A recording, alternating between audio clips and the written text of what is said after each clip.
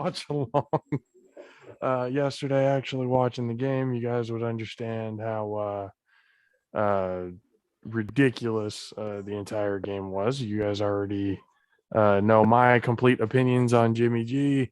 And even Kay during the game was saying, come on, James, do it or prove him wrong. Prove him wrong. But the only thing he did was end up proving us right. Keyshawn Johnson, Jeff Garcia, all of them, they owe Mina Kimes an apology. That's for sure. And for all of the fans who are coming out of the woodwork now, all of a sudden saying it's Jimmy's fault and all that kind of nonsense, y'all were defending him the entire way up until now. Now y'all want him out. Oh, it's Jimmy, the winning percentage. Jimmy's been taking us to the playoff. Jimmy's taking us to two super, blah, blah, blah, blah, blah. Doesn't matter. Doesn't matter. Now all of a sudden y'all want him out. Exactly. Just like that. As if nobody said a damn thing and we're trying to defend this man. And now all of a sudden everybody wants him out. I'm just saying, if you're going to be a fan, be consistent with it, okay? At least be consistent with it. It's just, I mean, I'm just telling you, what I saw yesterday, one, Debo played his ass off. He left everything out on the field. Jimmy got him killed I don't know how many times during that game, set him up over the middle to just get absolutely obliterated. That happened a few times. Jimmy, the very opening drive, missed George Kittle, which would have been a touchdown, completely overthrown. The rest of the game was, I mean, for Jimmy, people are going to look at it go, oh, well, his numbers were better last week or this week than they were last week. He had an 87 QB rating, over 230 yards. I'm like, yeah, but everything was dink and dunk. Fucking ET one. That one got me earlier today. Hold on. You can't see it clearly. Oh, man. He's sitting in the ET basket. That's tough. And I got to go on here and learn how to shrink the photos. Everyone's saying, oh, Debo was crying because he put it out on the field. Nope, he was crying because he publicly defended that man just for him to basically, just for Jimmy to get him killed a few times and to lose it at the final with him throwing in an interception. He was getting sacked on the way down to the ground. He tried to flip it to Hasty and went directly over his head and into the arms of a defender for the Los Angeles Rams. So it kind of turned out the way we were kind of thinking it would, not due to the effort of the defense or the team around Jimmy G, but one thing that the Niners did throughout this year was disguising Jimmy G's flaws pretty damn well, but there was no disguising it here. You had less than 2 minutes left. This was supposed to be the drive that proved all the doubters wrong, and you did nothing but prove them right. Everyone's, oh, well, you know, I'm seeing some people that want Jimmy G re-signed, and I'm saying if they do that, they're basically going to admit that they still don't have faith in Trey Lance because they obviously think that Jimmy is still better than Trey. And if that's the case, they're pretty much proving and openly admitting that they were wrong about the pick, about giving all that up to get Trey Lance. Again, a number 3 overall pick taking this long to get in. They didn't even use him at all for any packages. You know, anything to try to get him involved. I mean, it's just something next year. We already know that Jimmy's gone. Wherever he goes, it doesn't really matter because I honestly don't think that he's going to really be performing to really any level. I think this game really exposed the late game faux pas, I guess you can say, about Jimmy G.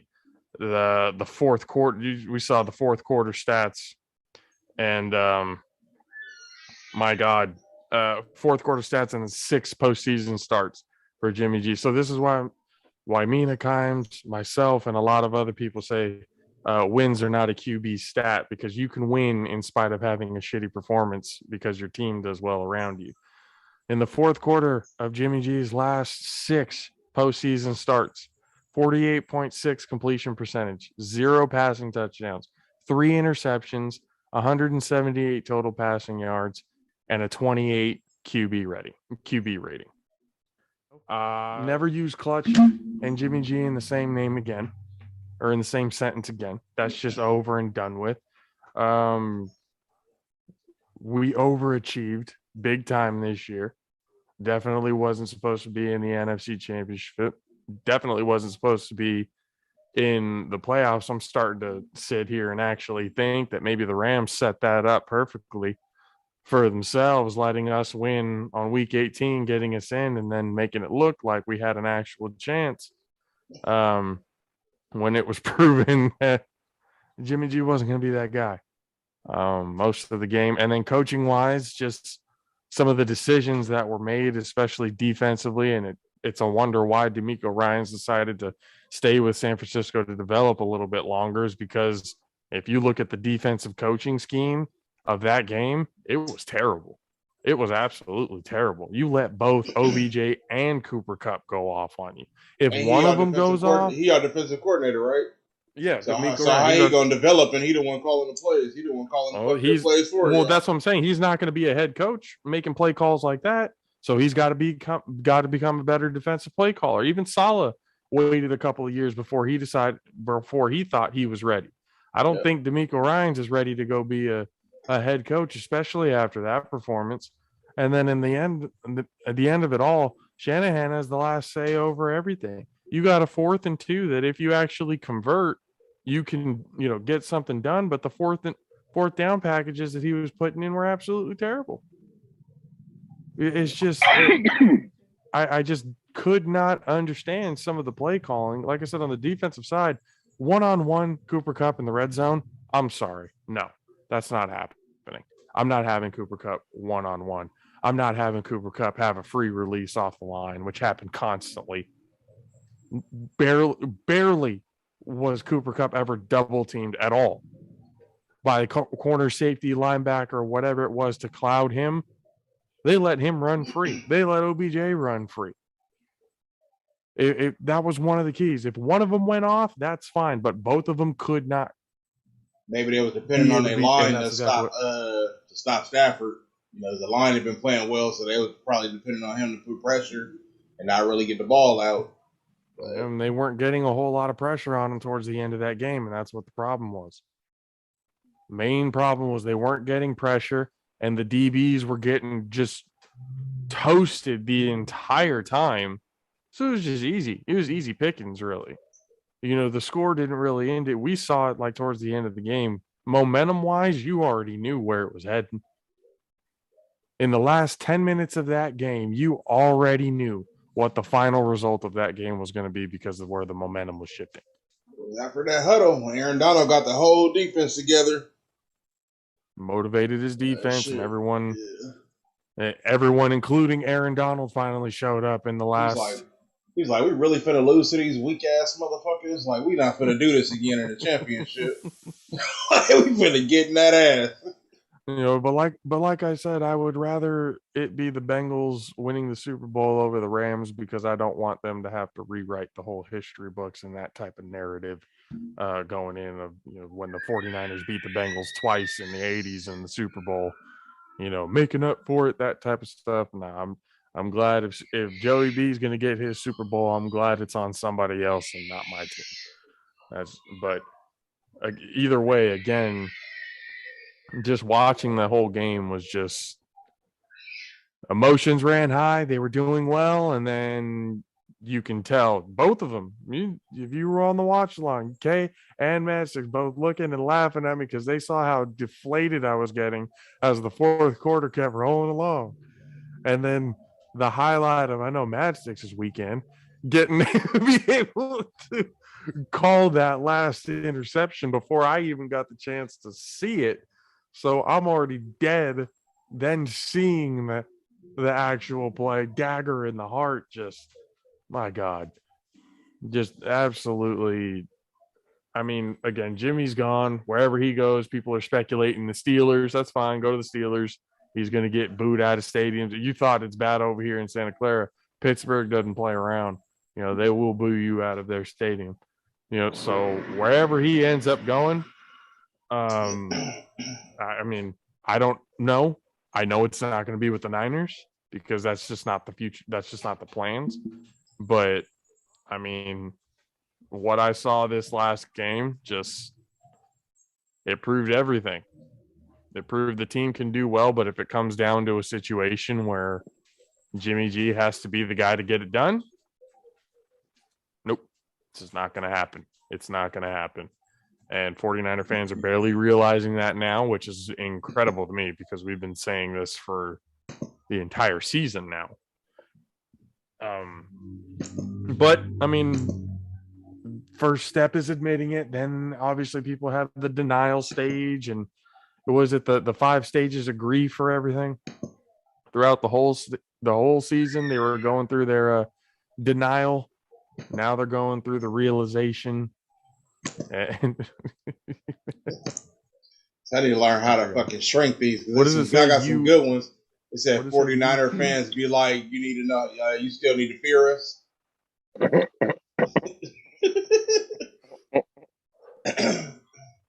Trey Lance better work the fuck out. That's all I'm saying. Y'all about to be worse because now y'all starting with a whole new quarterback. Y'all gonna be even worse than you already are. I mean, I'm not expecting anything like crazy. I'm expecting him to at least like develop into something. Like if they're really going to put that much into him, like fuck, I guess like you want to make sure develop, but with all the questions surrounding it and all the situations where you could have put him in, on that 4th and 2, I would have put in Trey Lance just for that thing. We've been talking about it for weeks now. Put him in for packages to where you can have the quarterback be a threat to run the football.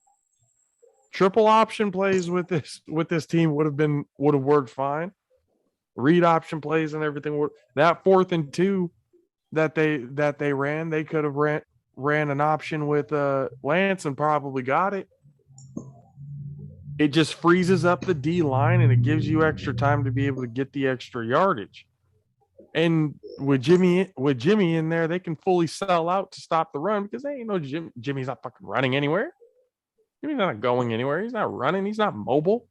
And that's one of the reasons why they got Trey Lance, because he's not mobile.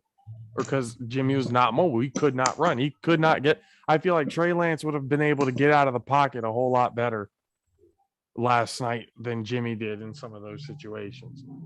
But the guy's not going to be on the team anymore. Wherever he goes, deuces, that's fine. Thank you. I guess thank you for being a Niner, getting everybody's hopes up, and then, showing pretty much everybody how much of a fraudulent QB you actually were. That's fine. It is what it is. We live, we move on.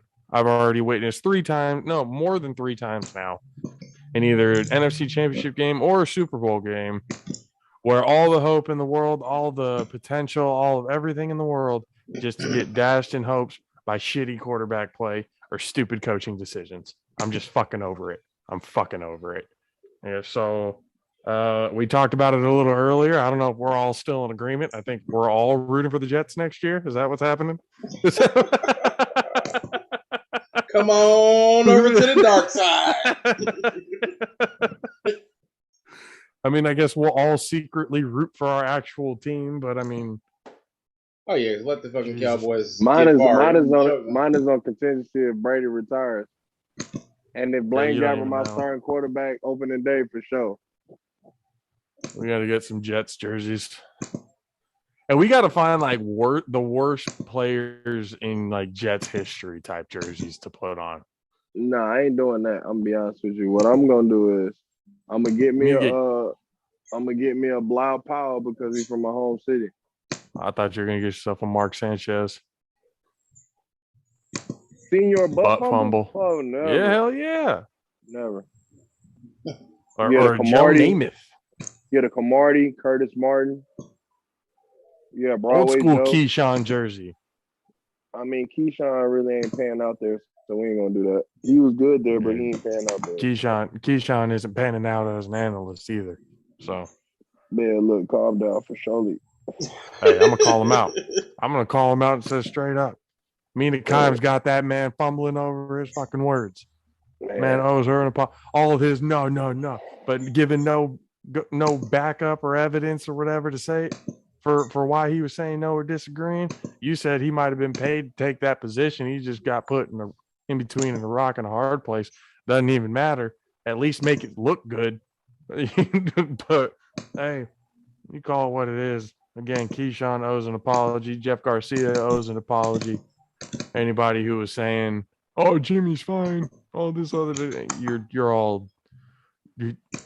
Sorry, boys. D-Lo, Casey. Hey, gotta call y'all out. You need to get y'all shit together too. Called them again earlier today. Asked them, "Hey, talked to you last week. I told you Jimmy wasn't clutch." Both of y'all said that he was clutch. It all depends on the time of game when he gets the touchdown. Y'all said he was clutch. I said Coach Shanahan had the most to prove because in big games he has proven that he is a choke artist coach. Y'all said no. If anything, Kyle Shanahan has the least to prove out of all the coaches left. So I give him a call and let them know, hey, we said all this. What are we thinking now? And it's still there's no objectiveness, which pisses me off with certain fans. You can't see the team for what it actually is. And in my and they just went, oh well, I don't think you can base just one game off of for Jimmy and everything. I don't think you can base one game that he's not clutch and everything else like that. What? Look at the tape. Look at the tape. You go back, you look at the tape of the entire fucking season, and you tell me when he was clutch against a team that was actually worth a damn. You tell me when he was clutch. If it's one or two games out of the 17-game season, that means nothing to me. That means absolutely nothing to me, especially if what you have done in the last 7 weeks has been dog shit, and it's literally been the play of the athletes around you and the defense that has gotten you to that point. Mina Kimes was absolutely 100% correct. Jimmy Garoppolo was the guy who basically showed up for the group project, didn't do a goddamn thing, but still got an A because everybody else was good around him. So, guys, get ESPN 1320. I got it. We're going to be completely honest. We're coming. In Sacramento, you got to specify that. Yeah, 1320 in Sacramento. ESPN 1320 in Sacramento. Hey, I know you guys got the money and everything, but we coming for that ass because we're giving you guys straight up objective, no fan bullshit. What could happen? These wishy dream scenario. No. You see it for what it is. You speak on what it is, and if they're good, give them the praise that they deserve. If they suck, tell them they suck. You got to be able to be objective and unbiased. And I mean, I understand local radio and so you got to root for the teams and stuff. But here's what I'm trying to say. I hear D-Lo and KC all the time.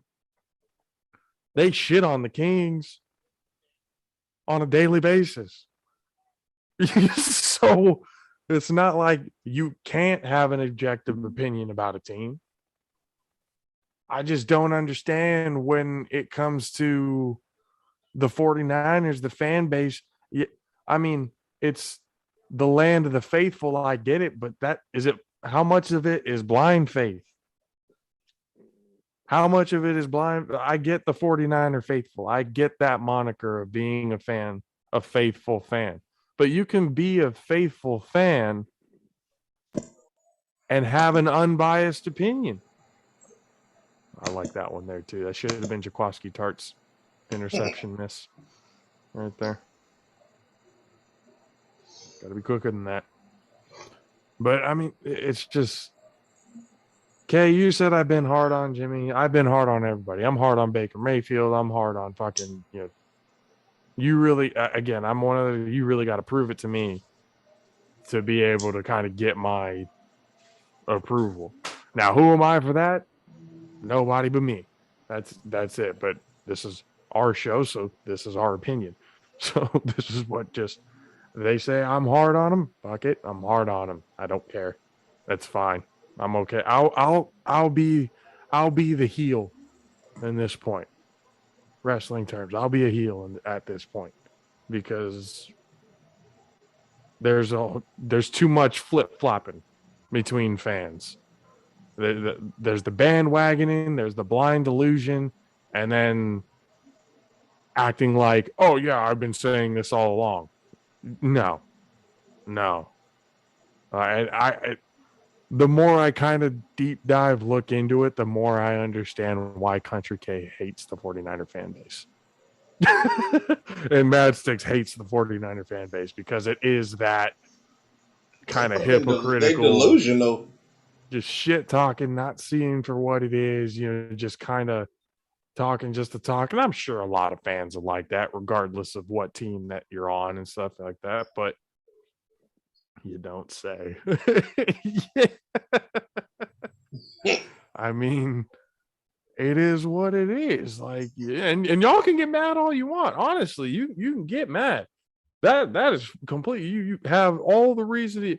But if you're gonna get mad and you're gonna come at it with something to actually defend the position that you held, by all means, give me a good position. That is one thing anybody on either social media, on YouTube, whatever it was listening to. That is one thing that nobody has been able to do is defend their position. The only thing they go to is the win-loss record. But then when I go to, okay, there's the win-loss record, but look at the stats here.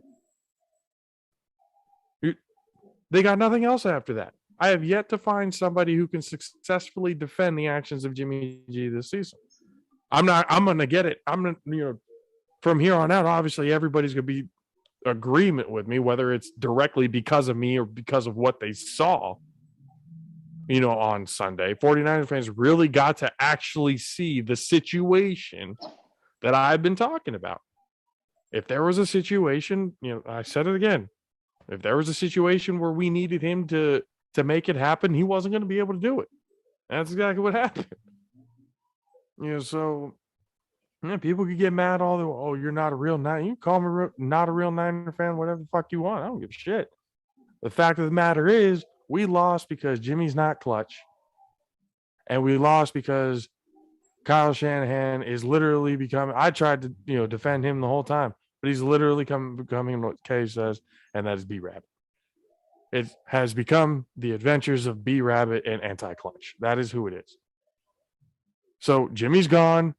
Kyle's still there. Maybe he can learn from his mistake, whatever. Or maybe we can't be winning by 10 points. Maybe we have to be coming from behind the entire time. So I don't know. We can't have a 10-point lead or more because we're just going to give that up. So I don't know, man. I'm sick of it. I'm sick of the delusion. I'm sick of the bullshit. People, get your shit together. Know what's actually going on. You can be a fan and be real at the same time. So y'all figure it the fuck out, because I'm just done. I'm done having to deal with it. I'm done having to prove it. I'm done having to show you every statistical fucking fact that there is. And you still can't understand that this man isn't worth a damn when it comes to clutch. Just choke on it. Look at the facts. I don't give a fuck. I'm done. I'm done with the situation. The season's over. Jimmy's gone. Going on to see if Trey Lance can actually be something. And if he's not and he's a bust, well, hey, that was just a waste of 3 future first-round picks. No big fucking deal.